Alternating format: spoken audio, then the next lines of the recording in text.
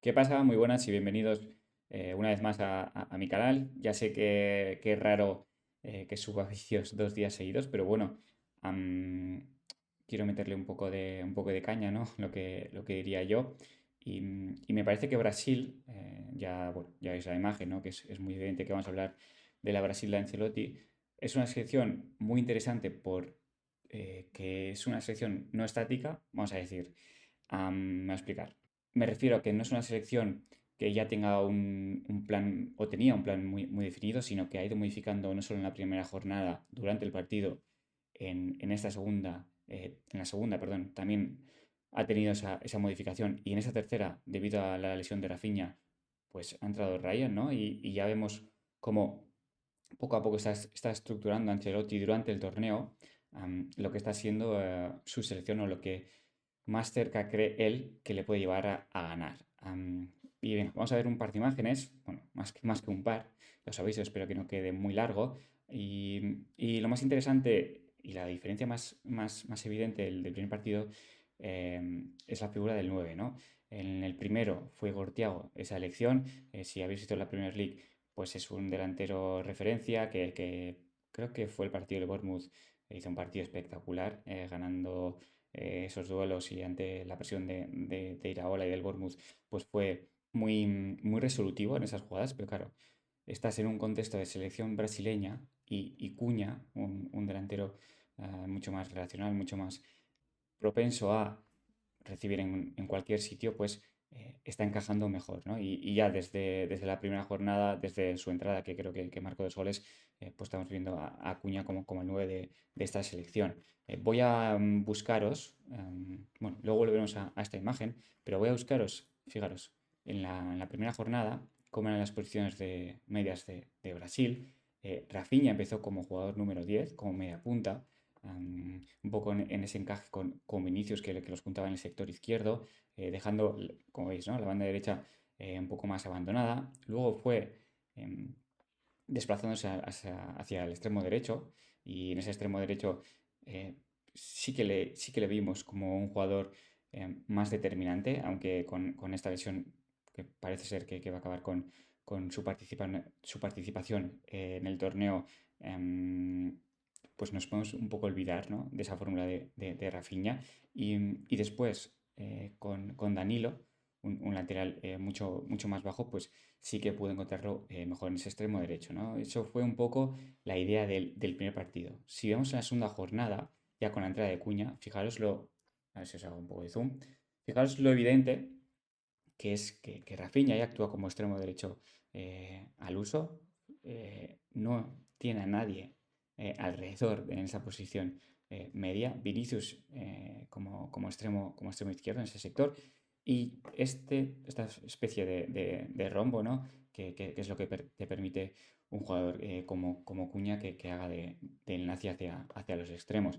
Y lo que os decía, ¿no? Sobre el papel de lateral, este jugador número 13 es Danilo. Y vemos que en contraposición al otro lateral, al lateral izquierdo, pues se ve claramente las diferencias. Y ya en el último partido, en este reciente frente a Escocia, pues con la entrada con la baja, perdón, de Rafinha, vemos al número 26, Ryan, que es un jugador que parece que lo que voy a decir son cosas similares, pero no. Ryan encuentra su juego a través de las arrancadas, es decir, desde empezar ya con velocidad, eh, que no es el contraataque, que no creo que sea lo mismo, sino es encontrarse no partiendo desde cero, ¿no? Y para eso es muy importante la relación que tenga en este caso en el sector derecho con Bruno Guimaraes o por ocasiones con Cuña. Y Vinicius como un solitario jugador que puede atacar los espacios. Es un poco lo que os quería enseñar. Y si volvemos otra vez a esta estructura que tiene Brasil, con este cierre de tres, que puede ser Danilo como lateral derecho o a veces Casemiro, también lo ejecuta, ah, pues aquí vemos, ¿no? En vez de colocar a jugadores en última línea, es Cuña, que es este nuevo 9 quien va a crear aquí la superioridad y a través de la conducción de Gabriel ah, y los pases diagonales que pueden encontrar entre ellos, pues Brasil puede atacar y tener una disposición mucho más clara, ¿no? Que si Cuña hubiese estado fijando a los centrales.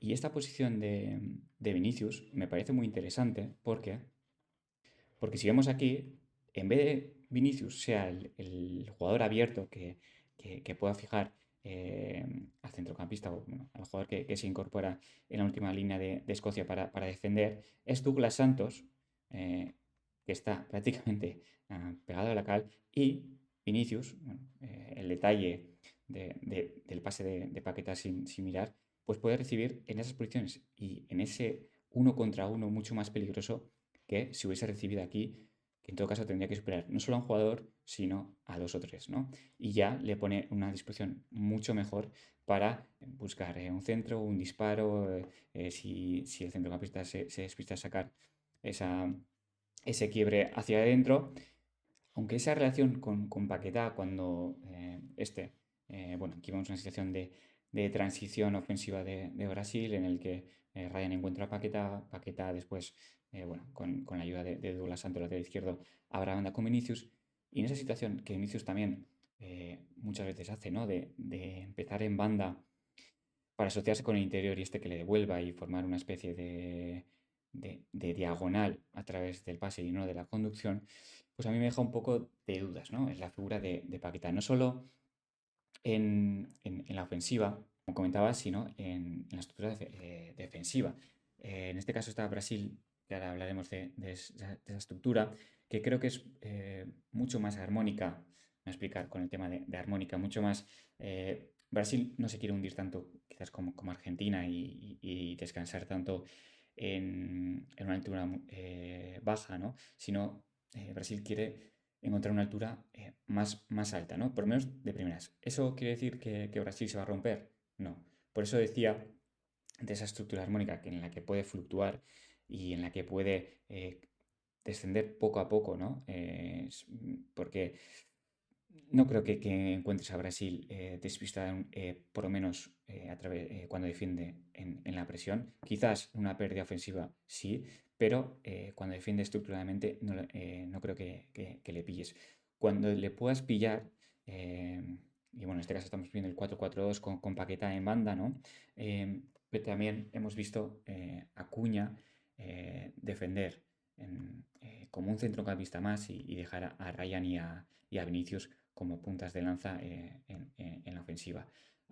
Y ese lado izquierdo, sobre todo si añades que Vinicius va a defender en esa primera línea, en el sector izquierdo, pues puede ser una debilidad y ver los saltos de Paquetá, que no creo que sea un jugador defensivo y tampoco tiene por qué ser su naturaleza, ¿no? Pero sí que contra rivales que le puedan quitar el balón, pues atacar ese primer salto puede ser una de las claves.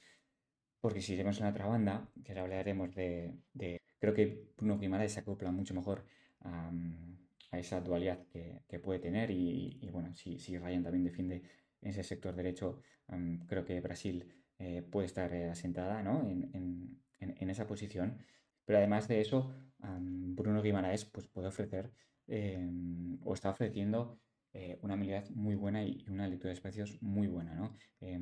No solo creo que tenga un buen toque de balón y creo que por eso va a ser más importante que Paquetá, que si Paquetá está encontrando su juego es más retrocediendo y ubicándose en esa posición de Tony Cross, ¿no? Entre central y lateral. Pero en el caso de Bruno, aquí le vemos, ¿no? En este tipo de acciones, estirando la última línea y arrastrando, ¿no? al centrocampista escocés para que Cuña pueda recibir en esa posición y, bueno, pues tener una ocasión de disparar desde lejos. Además de eso, creo que también va a ser muy importante en la versión tras pérdida. Creo que es un jugador muy completo, que está atento en ese tipo de situaciones y creo que puede ser un jugador que pase un poco infravalorado durante el torneo, pero sumamente importante porque a Paquetá se le ve vistoso, ¿no? Se le ve bueno, si hace cosas le vas a ver, ¿no? En este caso, Guimarães también da dos asistencias, pero es más, tiene menos aparición en el juego, pero esto sí que puede quedar más desapercibido y creo que una de las cosas buenas que tiene Brasil es que está sabiendo situarse muy bien en el campo. Que ya vemos toda la evolución que ha tenido desde la primera jornada. Los jugadores quizás no se entienden tan bien a través del pase, pero sí que se entienden muy bien, o esa sensación me da a mí, a través de dónde ubicarse, ¿no? Y creo que ese puede ser el punto fuerte de Brasil. Y mientras Argentina, por ejemplo, gana confianza dando esos pases cortos, esas posesiones largas de balón, creo que Brasil encuentra su confianza a través del regate, ¿no? Y de imprimir un ritmo mucho más alto, más propenso a la pérdida, ¿no? Y, y en este caso, eh, y vamos a ver ahora en las situaciones que frente a equipos, frente a selecciones que le puedan robar el balón, Brasil se va a poder defender o va a tener más amenaza que, bueno, y esto ya lo hablamos con Ander, ¿no? Ayer, pero que Argentina y me recuerda un poco el hecho de Francia, ¿no? Y por eso Cuña, por ejemplo, le hemos visto defender como centrocampista más, porque Cuña am, va a encontrar mejor a los extremos que si, por ejemplo, pusiésemos ahí a un Ortiago, obviamente, ¿no? Y estas situaciones de recuperación de balón y en el que puedan ejercer de intermediarios jugadores como Cuña, en este caso el último pase lo da Paquetá hacia Vinicius, pero hemos visto en muchas ocasiones que Cuña incluso sea recuperador de balón y pueda lanzar primero a Ryan y después como paso final a Vinicius. Y esa manera de defender puede ser también una manera de atacar, sobre todo contra selecciones que le puedan quitar el balón, ¿no? Y bueno, estamos viendo que los goles, no voy a decir que sean de regalo, pero sí que son de situaciones, como muchas ocasiones, ¿no? Que mucho se habla de atacar bloques correosos porque están defendiendo en una altura muy baja, te meten a cinco defensas con una línea de cuatro medios, pero lo que tiene que hacer una selección, sobre todo de estos equipos, es, para mí, o desde mi punto de vista, es imprimirle un ritmo muy alto y una exposición a la pérdida también alta, ¿no? Porque obviamente va en proporción. Y esas situaciones de gol han sido, bueno, recuerdo el primer gol frente a Haití, que fue de una recuperación, no sé si los otros también, pero ahora recuerdo que sí. Pero estos dos frente a Escocia, el primero es de una presión tal cual, en que Escocia pues, quiere sacar el balón jugado. Y el segundo, ese aspecto que os comentaba, viene de esa presión tras pérdida de Brasil y ese jugador como es Guimaraes. De los laterales, no he hablado porque me parece que tienen que pasar de puntillas en este torneo. O sea, no creo que haya una actuación espléndida o que tengan mucha participación en este caso. Bueno, estamos viendo Argentina, o vimos el año pasado en Argentina, bueno, el año pasado no, el Mundial anterior de Argentina, que los laterales sí que tuvieron peso, con Molina marcando, con Tagliafico haciendo realmente actuaciones muy buenas. Y aunque veamos a Brasil incorporando hasta seis jugadores por dentro en diferentes alturas, pueden aparecer como elementos que atacan el espacio, pero solo como llegadores, un poco al estilo de Dumfries, ¿no? Pero el, el hecho de que tengan un papel clave no creo que sea tan relevante, ¿no? Será más importante cómo puedan sincronizarse o relacionarse con los jugadores y no cometer sobre todo o no verse tan expuestos sobre todo en defensa. Y un detalle de esta línea defensiva de Brasil, si os veis aquí abajo a la izquierda, bueno, en medio a la izquierda, de Gabriel, ¿no? Y de cómo el escocés, perdón, porque no sé cómo se llama, pues tiene un jugador libre aquí, ¿no? Que va del pase y Gabriel, en vez de ir a, sabiendo que va a llegar tarde, y creo que sí que es McTominay, hace la del tercer hombre, o bueno, ya empieza la carrera antes de que reciba el pase. Gabriel lo lee, tampoco va por él porque no va a llegar o se va a quedar más expuesto. Claro, si ya está como está defendiendo Brasil, va a quedar expuesto su zona, ¿no? Entonces va hacia atrás y acaba interceptando la acción. Creo que es un detalle que lo traigo porque es muy elocuente de cómo se puede exponer Brasil y de cómo un jugador como Gabriel, un defensor como Gabriel, puede suplir bastantes carencias de ella. Y nada, no sé qué os parece Brasil. Si habéis visto esta misma evolución, si veis algún que otro detalle que seguramente se me ha escapado y si la ponéis como favorita para ganar.